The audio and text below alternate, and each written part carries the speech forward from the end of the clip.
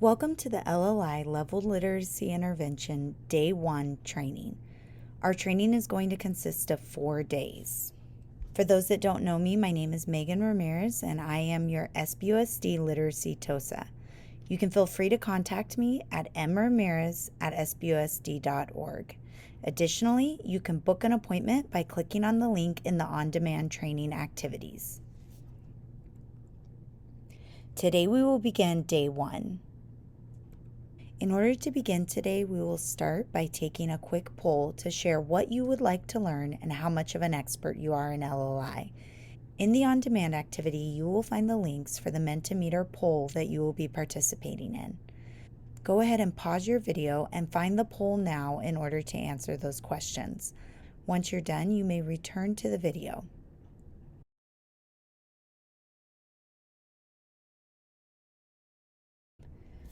Let's go ahead and take a look at what we will be covering today. For Day 1, we will be looking at what is LLI, who is LLI for, when can LLI be done. Then we'll go into a breakout room activity, which in the on-demand will look like a response activity. Next, we'll go over the materials and components of LLI, the different kits and grade levels, what assessment looks like in LLI, registration and organization of materials, as well as logistics for teaching. Throughout this 4-day training, I encourage you to begin a to-do list that you can add to during the trainings. Consider having 2 columns. On the left-hand side of your column, you'll want to title it To Do. In this column, you'll keep a running list of the to-do items that you want to come back and revisit after the training is complete. On the right-hand side of the to-do list, you'll want to create a column called Support Needed. As you're working with this column, you'll want to think to yourself, is there someone or something that I will need in order to get this to-do item done?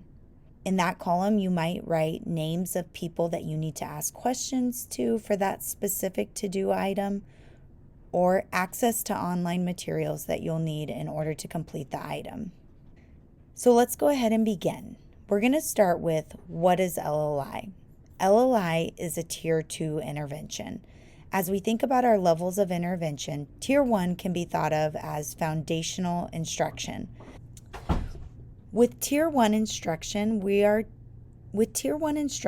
talking about standards aligned instruction or adopted curriculum that's available to all students at grade level. This would be areas like Readers and Writers Workshop, or our math units of study, or even small groups such as guided reading, strategy groups, and so forth. When we move into Tier 2 instruction, however, we're looking at supplemental interventions specifically for students that are at some risk. This is very strategic intervention. Tier 2 interventions are for students who have been identified according to their data as being at some risk. Again, Tier 2 interventions are not for all students. With Tier 3 interventions, we're looking at supplemental interventions for students that are at high risk. These are very intensive interventions and are oftentimes used within our SDC classes or for students with IEPs.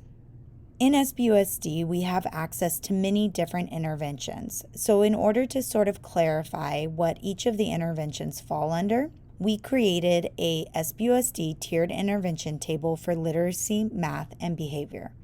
Let's begin by looking at what a Tier 2 intervention is. First of all, it does not take the place of core instruction. It's short-term and intensive intervention. Also, as mentioned before, Tier 2 interventions are strategic. They follow very specific routines and instructional procedures. And as mentioned before, it's for students at some risk. If you would like to be able to see in detail the different interventions available at SBUSD and adopted by a variety of sites, you can click on the table in the slides, and by doing that, it will take you to our tiered intervention table. Additionally, when we think about LLI lessons, we know that over the span of 2 LLI lessons, the odd and even lessons, students will read several books, write about reading, and receive explicit teaching in the area of phonics and word study. With LLI, we know that moving up one level takes on average 5.5 weeks. Experience suggests that with LLI and classroom instruction, most children can progress at double the expected rate and sometimes faster. In many circumstances, some of our students are reading 1 to 2 years or more below grade level, and therefore the need for this accelerated growth is even greater. It's important that any intervention that we implement with students shows effectiveness through the use of evidence. In the graphs below, you will see the benchmark level gains for both rural and suburban schools as well as urban schools. The orange, green, and blue bars represent kindergarten, first grade, and second grade, respectively. You can see that in rural and suburban schools, kindergarten showed 100% more growth than the control group, first grade showed 70% more growth than the control group, and second grade showed 55% more growth than the control group. Within urban schools, kindergarten showed 81% more growth, first grade showed 29% more growth, and second grade showed 23% more growth. At this point in the training, we will move on to the live training. During different points in the training, attendees will visit breakout rooms. As attendees visit the breakout rooms, you will want to return to your breakout room activity assignment located in the on-demand Google Classroom and complete whatever question is listed there. So when we're talking about this grade column, we're talking about a group that is receiving intervention. They are receiving a tier 2 intervention. It's just not LLI. So we would expect the growth to be fairly similar because they are also receiving a tier 2 intervention. But as you can see, sometimes we're looking at like at a kindergarten level, 100% more growth, 81% more growth. So we do know that this is effective. It does work. It's worth the time if you're able to set apart the time in order to do the intervention. So now let's sort of move on to who is this for? Which students exactly is this for? So the LLI system is designed for children who need intensive support to achieve grade level competencies. So this would not be for your student that is just a few, maybe one or so levels below grade level. This is for students that need that additional intervention time in order to approach grade level. Also, you could think of this as children who find some part of the reading process challenging. So this might look like ELs. It might look like students that have IEPs. It might look like students that are in SDC or reading below multiple levels below grade level. Now, when we think about size of groups, this is where it gets really tricky because some of you that are here today are here because you're an impact teacher that's been hired and your principal is probably hoping that you're going to be able to cover as much ground as you can. The suggested ratio for K through 2 is 1 to 3. So the ideal scenario is that you have 3 students. This is mostly because in order for you to be able to get through each student and give them feedback, coach into their reading, having that number of 3 is really ideal. In 3rd through, in our case, 6th grade, it would be a 1 to 4 ratio. Now, of course, the reality of that might end up looking like, more than that, but I would definitely say that keeping it at 4, max 5 kids would be the absolute most. And Tracy, you can probably speak to that as to whether or not that's easy. What are your thoughts on that? Yeah, it starts getting much more difficult, and so it really depends on the kids, I would say, in a group and how much you can kind of progress them. But at 5 starts getting, a little bit tougher, and then really if you're going above that, again, it kind of depends on you, the group, but these ratios are the best because you really see the movement faster when you keep it smaller. And one of the things that we did when I was at Emory, anyways, was we might keep it smaller, but we knew that when we were going to start a new group, we'd pull those other kids in. So maybe we didn't pull all 8 in, and instead we did it kind of like 4 at one time, and then we'd start another group later and we'd do the 4. Okay, great tips. So when we're talking about compromise, which is what Tracy's touching on there, what are some of the compromises that we can make? How do we make these groups? So one of the compromises that they talk about is making some one level compromises. So you might have students that are reading at a level B, let's say, grouped with a student that's reading at a level C.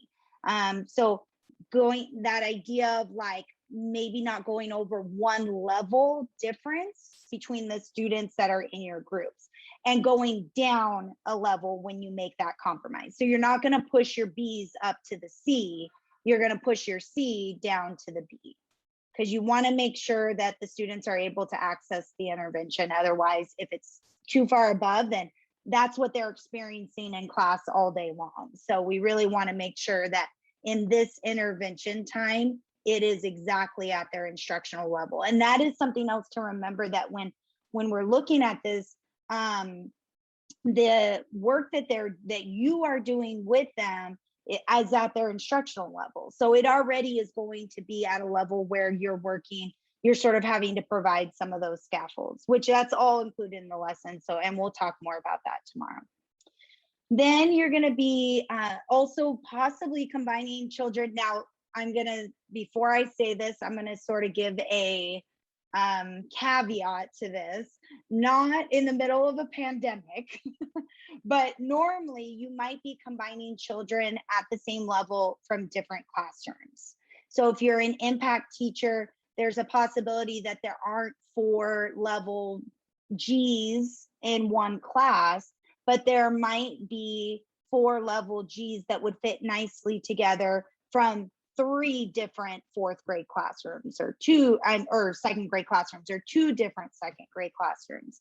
Now, right now we're in the pandemic, so we're not switching classrooms, we're not mixing our kids. So that's something that would be on hold for a little bit, but it's something to think about as you're thinking about forming your groups. And on our 3rd day of our training, that day is set aside for you to be planning your group. So this is some of the work that you could do during that time, and I'll be there to support during that. All right, so next, when can it be done? So if it can't be done during the regular class day or from the homeroom teacher in class, then when can it be done? So ideally, it would be done 5 days a week. However, I do realize that as impact teachers, you're working 4 days a week in most cases. So that of course is going to be hard. If you're a teacher that's planning on doing this after school, like sort of like a tutoring type of situation, you're probably not going to be scheduling a 5 days a week plan. So those are some of the things that we have to think about. The lessons are made to be done over 5 days, but there's ways to sort of play with that we can talk about tomorrow. And we can also get some tips from some of you that have been working with this in real life situations. Again, it's not used during that workshop or that independent reading time, and it doesn't substitute for your regular small group instruction.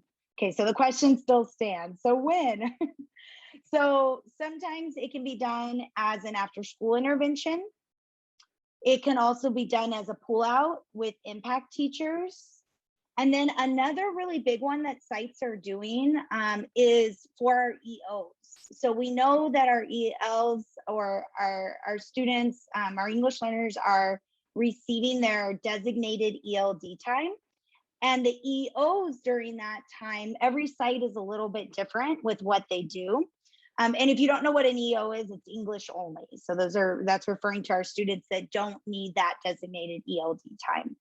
But some of those students, not all of them, but some of them could really benefit from an LLI intervention. So that is another option, is during that designated ELD time, having an impact teacher or a specific teacher in the site that has set aside that time in order to be with the EOs to do LLI. Okay, so what I want to do right now is, I know that all of you are in a completely different situation. So some of you in here are teachers that maybe are planning on doing this work in a after school sort of situation. Some of you are impact teachers. I see some, I'm just looking at the faces right now. I see some resource teachers. So everybody's sort of in a little bit different situation. So what I want to do is, I want you to go into the breakout room, and I want you to talk about how is your site planning on using LLI. So you specifically, as well as, are there other people in your site that are going to be using LLI? So you will be in the breakout room for about 5, 6, 7 minutes, somewhere around there. I'll check in and see how everyone's doing.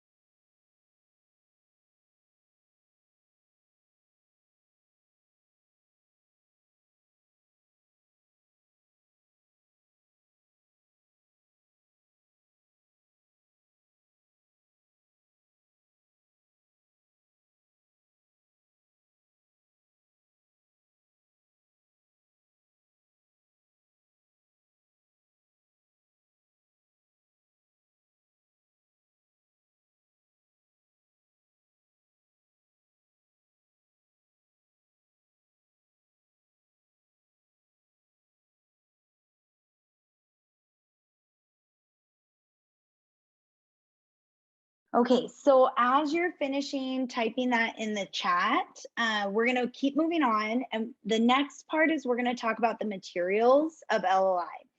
So depending on what site you're at, like if you work at Emory, you've walked into that room 1 and every piece is perfectly organized and the shelves are just like, glorious, and somebody spent a lot of time making that really beautiful. You can find every piece that you need, most likely. There are other sites where, teachers have taken parts of it and maybe things have gotten a little bit, mixed up. So knowing what the materials are that you're going to be looking for is going to be important. So what we're going to do is, we're going to go over the materials. I would make, if I were you, sort of just like a little checklist of the things that you want to look for, because I'm guessing that most of you don't have these components here or with you wherever you're at right now taking these training. But what you'll want to do is, when you get back, just make sure that all of these pieces are there. So the first is the books. So the actual books that the students are going to be reading. So I'm going to tell you what the materials are and then a little bit about them. So these books are written by LLI, they're written by Fountas and Pinnell. They're high quality, engaging, and they correspond to the text characteristics of the FNP text level gradient. So those of you that are familiar with that thick book that tells you at each level what the text characteristic is, these books are made so that a level B reflects a level B text characteristic, right? Level G book is going to reflect as well a level G, typical level G text characteristics. And each of the levels obviously is going to get gradually harder, but they are written in a way where they build upon each other. So when you're looking at how many books there are in each kit, you can see the list here, and maybe you don't know yet what orange, green, blue, all of that is. We're going to talk about that in a second, so don't worry. So the orange kit, you can see there's 110 books, and you can kind of go down the list. So there are enough books to last you the entire kit. Like I mentioned earlier, you're going to be going through the different books pretty quickly. So that is one of the really great pieces of LLI is you don't have to be searching for texts. The texts are part of the kit. Also, there are lap books. I have one here. So this is kind of the size. You can see how big it is next to me. These lap books only exist in the orange and the green systems. Those are the first two systems. And they're only used during the first 10, and they're called getting started lessons. So they accompany their small books that go with them, but they also have a larger book that can be used for shared reading. So those are the lap books. So that's another thing you might want to look for. The lesson guide. So this is like your bread and butter. This is what you're going to want to have with you all the time. These are the lessons that are in here are not available online on the online resources. So there's sort of, some different sites handle this in different ways. If multiple teachers are going to be using the LLI kit, you don't want this lesson guide to disappear. So you might end up deciding to make copies and put them inside of the folders, which we'll talk about in a little bit. Or maybe the lesson guide book is there wherever the LLI kits are. It's really going to depend on site and how your site has it organized. But the lesson guide is where you're going to find all of the details of what it is that you're supposed to do for each lesson. Each lesson is 6 pages long. So every lesson is laid out in the exact same way, 6 pages long. And we'll talk in a little tomorrow about the difference between the odd lessons and the even lessons, but we're not going to get into that today. The next book, so the program guide, it looks like this. So it's just like a regular book. See if I can get it over there in the camera. And this really just goes through what the program is all about. It gives you a lot of information, appendixes. It walks you through how to use the different print offs, the materials. So essentially, this is like what we're doing today in print. Then the take-home books. So with each book, you're going to have the take-home books. They'll come wrapped like this if they haven't already been unwrapped. And these are the books that the consumables that the students are going to take home with them. So they'll read the color version with you at the school, and then you'll send home with them the black and white consumables for them to practice at home. And that's for the obvious reasons that we don't want to be losing those colored versions of the books. Then you have the take-home bags, and every site should have these. They look like this. And in here's where the students can put the take-home books and any other paper items that you're having them work on. Sometimes there's games, different word study activities, so that can all go into the take-home bag. Now, there are quite a few other consumables. There are the writing books, which the students, if you are doing the writing component, they'll be using the My Poetry books, the My ABC books. And then you can see here some different examples. So the letter mini books, the My Poetry books contains all the poems that are used in the LLI lessons. There's also fold sheets and letter and word games. All of these materials are available online. However, in addition to that, like you'll see that it should come, like you should have a set of all of this there, so you don't have to print everything out. Even the different word work and the phonics pieces, these are like ones that you fold and rip. So this should all be somewhere with the LLI kit as well. Again, though, if you're not able to find those pieces, it all can be printed out. Also, there should be an alphabet linking chart and a consonant cluster linking chart. And this is just a support chart to use during the lessons, something to refer to and point to. And then the folders. So there's the student folders where you can store all of their reading records, the student data, where you would track everything. They look like this. You should have these as well. And then there are the sturdy plastic folders. So the plastic folders, the really great thing about these is that they match the color of the kit, which again, we're going to talk about the kit colors in just a little bit. And they're pretty wide and they fit all of the items in it that you're going to need. So these are, hopefully your site has already organized these in some way where everything's already in these folders.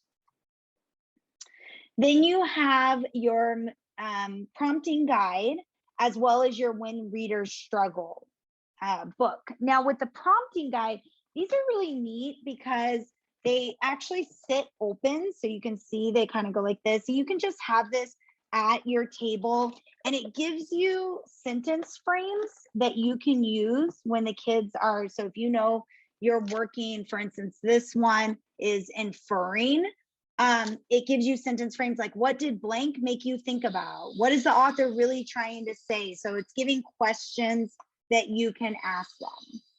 Then the F&P calculator, which is a sort of nifty way to when you're doing those running records to get, you know, rate and all of accuracy, all of that quickly. And the other tech resource is the online resources, which we're going to come back to, and I'll sort of take a little tour through that so you guys can see that. On the online resources, you'll have all of your materials, as well as professional development videos. So if you want more than what you get today, you can go back to the professional development videos and watch those, and the tutorials. So there's tutorials like on how to do a running record or how to code the different errors in the running record. Okay, so now let's go ahead and talk about the actual systems, the kits, all of that. And I just want to see how I'm doing right now on time. Okay, we're a little bit behind, so I'm going to pick, well, we're just a tiny bit behind, so I'm going to pick up the pace a little bit. So when we're looking at the levels and boxes, they are by grade level and by color. But what you'll notice is that they tend to overlap. So our orange kit is going to be our youngest kit. That's going to be levels A through E. Remember that the orange and green kit, the first 10 lessons are those getting started lessons or those shared reading lessons. So they'll look a little different than all the other lessons in the kit. And then it moves down. So you can see, like, let's just use, for example, green and blue. So green starts at level A and it goes to K, and it's for grade 1. But when you go into blue, levels C through K are going to be repeated in the blue kit. The difference is, and when I say repeated, let me clarify, I don't mean the same books and the same lessons. I just mean that those levels are also covered in that kit. So the difference is, as you're moving up those kit levels, so those grade levels, the books themselves are getting a little bit more appropriate for that grade level. So you wouldn't, even if you have a student, like let's say if you have a student that's reading at a level G, you're not going to want to start them at a green kit if they're in 3rd grade. you're going to want to start them at a blue kit. Obviously, you can't start them at the red kit because G's not in there. They're reading at a level lower than that kit allows for. But so you're going to want to find the kit that's as high of a grade level as possible while still having the level of that student. With the first 3 levels, so our K through 2 students, you're ideally, and of course, this will depend on the time that you have, ideally, those 3 kits are designed for the lessons to take you 30 minutes a day. The grade 3 through 6 kits, those are designed to take 45 minutes a day. Now, going back to that tier 2 intervention talk, of course, we know that this is kind of part of, it's an intensive intervention. Now, you might not have 45 minutes a day, so then you need to kind of look through and decide, how do we want to do this? Do we want to split the lesson up into 2 days? So it's more like 25 minutes a day?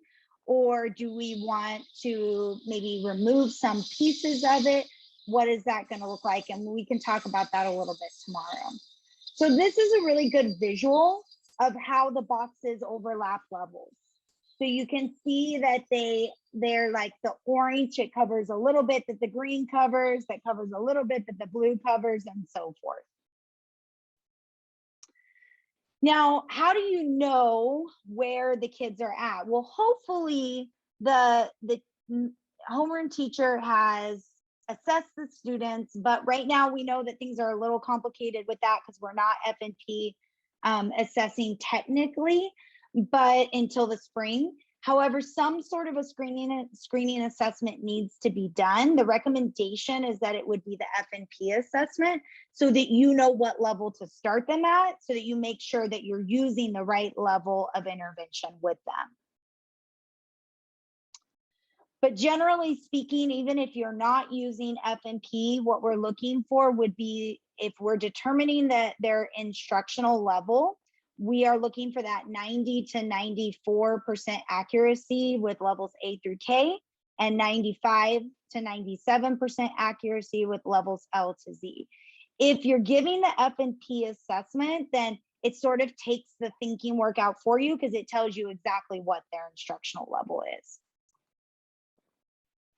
Now, the next component is the formative assessment. This is a big part of LLI.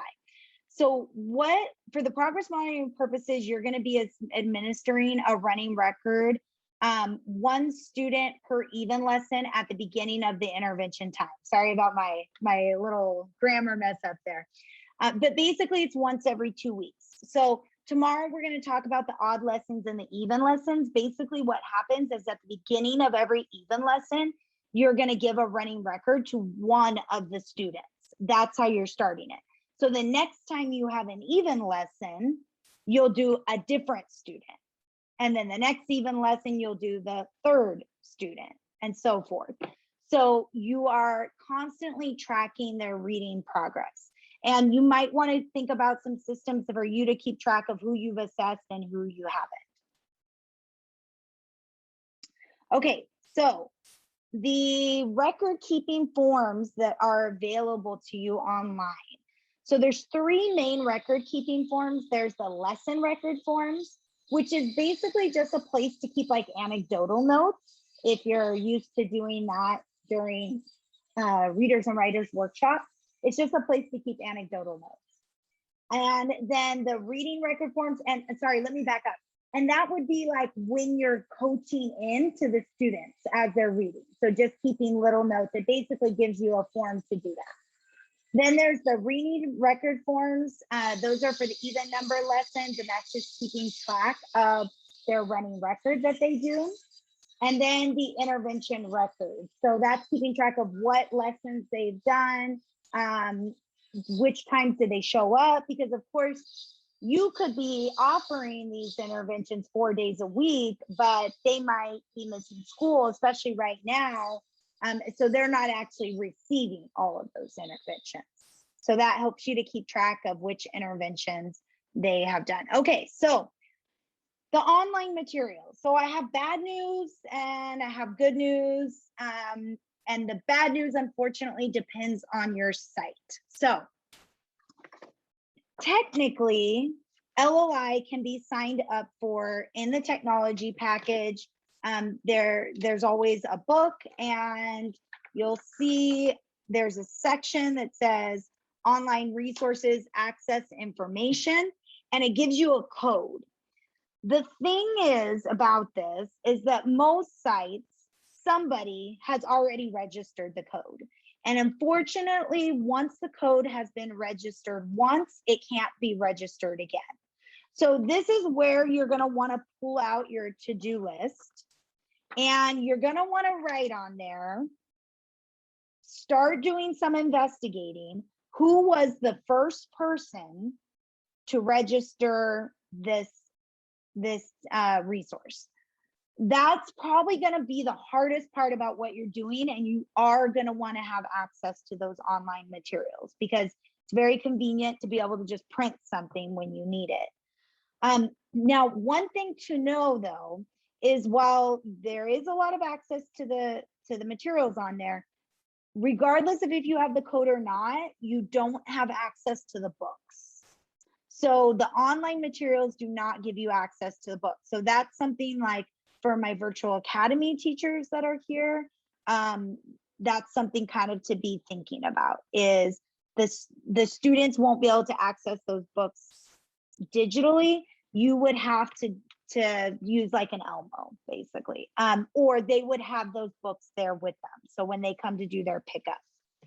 Now, I'm going to just real quickly take you through how to access these. And I'm going to do it the simple way. I'm not going to give you the link because I'm going to pretend like if this was just a normal day and you didn't have your notes from our PD. So all you're going to do is just type in Fountas and Pinnell.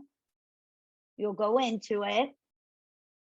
Up at the top, it says online resources. This is really important. Here's something that everyone gets confused in. They see this login on the main page and they click login and then it's like, wait, the username and the password doesn't work. It's because this login is different from this login, the online resources. Okay, so again, when you come into this main page, you want to go into the online resources. Now, once you're in the online resources, you can log in. Now let me tell you one other bad news about Fountas and Pinnell. I would absolutely just share with you all my username and password, although I actually only have access to one of the kits, so that wouldn't necessarily help everyone. The problem is with the Fountas and Pinnell online resources, they can tell if more than one person is logged into the account at a time. And when one person logs in, it kicks the other person out. So as much as I would love to give my login information to everyone, it really wouldn't do any of us any good. So once you are logged in, so once you find the login information from your site, and once you are logged in, you're going to try to add the product or the subscription. So if you have a kit there, like especially like Virtual Academy, you might want to see, is there one central account? If those kits are new for you guys, then these codes won't be used yet. So it'd be nice to have maybe one Virtual Academy account that everything is on. Now you can click here, type in that code that's in this book, but like I said, it's probably not going to work. So you'll need to figure out what the username and password is. Now, once I come in, let me just give you a quick overview. Up here are your different categories. So you have your general resources, so things to print off, that you know, maybe you guys decide we're not going to access the online resources, we're going to print the stuff out and store it in folders. Then there's the lesson resources. Now this is, it looks like there's books here, but they're actually just kind of tricking you because when you click on them, what it does is it takes you to the resources for that lesson. So when you come on here, you'll see, and it's not very many, it's the word work that you'll need, the fold sheets. So they're there for that.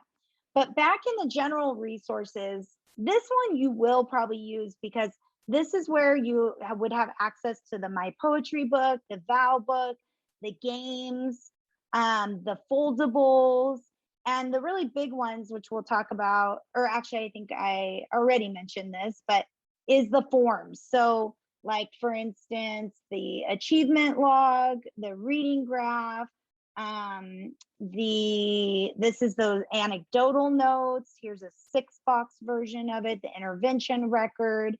So these are things that you might want to have access to. Then when you come over here into the videos, you'll see here the professional development videos and the tutorial videos. And then there is a remote learning section. I have watched all of this. There's nothing in here that I would say is, for those of you that have been doing, for Virtual Academy, you've been doing this for so long now that a lot of this is second nature that's in here, but you're welcome to look in there as well. Okay, so let me see how we're doing on time. And then we'll see if we can just take a quick second to stretch. Let me look at our time. We are right on time right now, but I do want to give you 2 minutes to just kind of get up and stretch. And I know it's a lot of information. So why don't we do 2 minutes?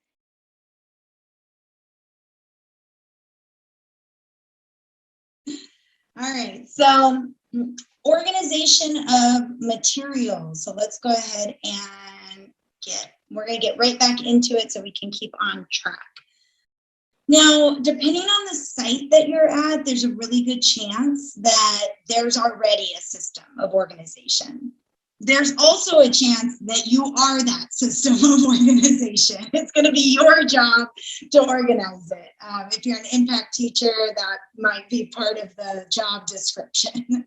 So I wanted to just kind of go over some tips of how to organize it, as well as show some pictures of different ways that it could be organized. There's no one way to organize it. It's just really whatever works best for your site. Thinking about things like, are the resources going to stay in one room? Are teachers going to be taking them? Do the kids need to be mobile? Or can everything just stay in one location? So here's a few tips. So first, use these plastic colored folders. They're there, so if you have them, use them. They're very helpful. Now, one other thing though is, as you can see, this is pretty full right now. If you try to print off everything and keep everything in this spot, always multiple copies of everything, then even these are not going to fit everything. So that's something to think about as you're deciding what to print and make copies of. Also, you're going to want to organize the kits so that the colors stay together. So keep your greens together, your blues together. You're not going to want to do like all your lesson 1s, all your lesson 2s, because you need your odd and your even lessons to be next to each other, to be sitting next to each other. And then keep the lesson guide books in a central location. You might want to make copies of the lessons, like the actual lessons that come from the lesson guide. That is something that I would definitely try to have in each folder, since we know there's only one of these books per kit. Well, there's actually 2, but it's the part 1 and the part 2. It's not like a double copy of the book. And then on these folders, we recommend that you reinforce whatever label. So like if this is sorry, can't really see this, but if you look here, if this is the label, just reinforce that, because this is the worst case scenario that this falls off. Okay, and then for deciding what might possibly go inside this blue folder. So at the beginning of every lesson, there is a you will need. It's the very first page, and it tells you everything that you're going to need. And those are the things that as you're preparing for the lesson the next day, you might think, okay, I'm going to make sure that all of these pieces are in there. So this might look like your prepped word study piece, your running record if you're on an even lesson, the notebooks, the letter books, any exemplar that you've created or any resource that you've created for the lesson, and the books from that lesson, as well as the books from the previous lesson that the kids are going to be rereading, because they're going to be rereading the book from the previous lesson as well as reading the new book. Okay, so you're going to want both of those in there. Another thing you might want to consider is, like, apart from this lesson, what else do you need? Like, are you going to need the prompting guide or anything else? You might want to keep everything in, like your books, your word magnets, which we'll talk about, the pens, all of that in a plastic tub or a plastic basket, like in that picture. And if you want it to be something that teachers can move around easily and take with them, then a caddy like this might be a good idea. So I'm going to go through and just show you some pictures of different ways that this has been organized across the country. This isn't just in our site. So bookshelves, some sites keep them in the original LLI boxes, like up here. You can see the take-home books are in matching colors. This is one way. This is another one similar where they have them. They have the buckets. They're labeled lessons. Like you can see here, it's kind of small, but it says lessons 1 through 8. And then it just goes through, or 1 through 18. And they have everything organized like that. On the side, you can see that they have the take-home bags. I can see the different books here, the When Readers Struggle, the lesson guide books. The master copies look like they're in a binder. This is like a very organized person.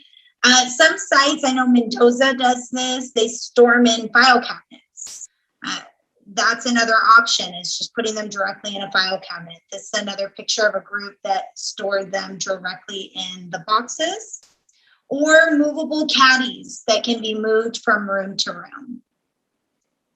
Okay, so the logistics for teaching. So this one, actually, we're not going to get too much into this today because we'll talk more about the lessons tomorrow. But when you're thinking about what's the ideal environment, it would be to be at like a horseshoe table or a rectangle table, but preferably a horseshoe table if they have them, or a kidney table where all the kids are facing you. And you just want to make sure that you have space for you to have your materials on there, as well as for the kids to have everything that they need on there. If it was me, I would probably have some bookshelves behind me with all the supplies in it as well. Okay, so we are right on time. We are a minute early. So what we're going to do right now is we are going to take a few minutes. I'm going to put music on again, try to do it a little faster this time. I didn't replug my AirPods in. So I'm going to put a song on, and I want you right now to take some time to go through the slides. If you weren't able to make your to-do list because I was going fast and you were trying to take notes, this is your time to make your to-do list. Okay, so I'm going to give you about 5 minutes or so to go back and make that to-do list. And then I want you to circle your top 3. Okay, so what are the top, if you try to do everything, you're going to be completely overwhelmed. So what are the 3 most important items that you want to get done? So again, go through the slides, start working on your to-do list, and then circle your top 3. So go ahead and begin doing that now, and I will put on some music.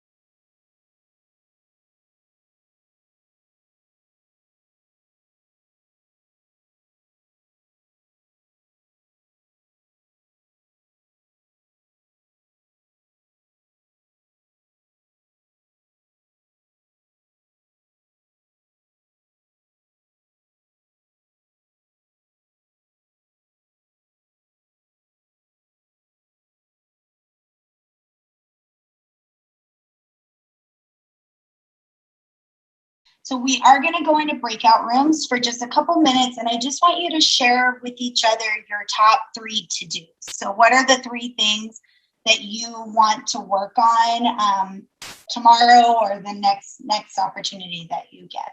So let me go ahead and open the rooms. And actually, oh no, they're not. Okay, there we go. There we go. They are open, so you guys can head on in.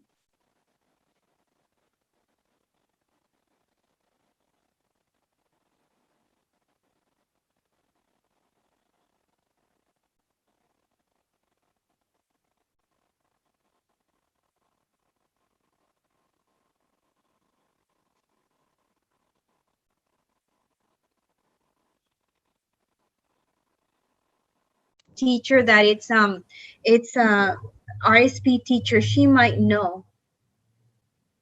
Gabby, I thought I would come in here with you. Oh, so yeah, I don't know for your site because every site is different. So you're going to have to ask I would start with the principal, with the site leader, and then I would try to find out from them who are the people that have done LLI in the past.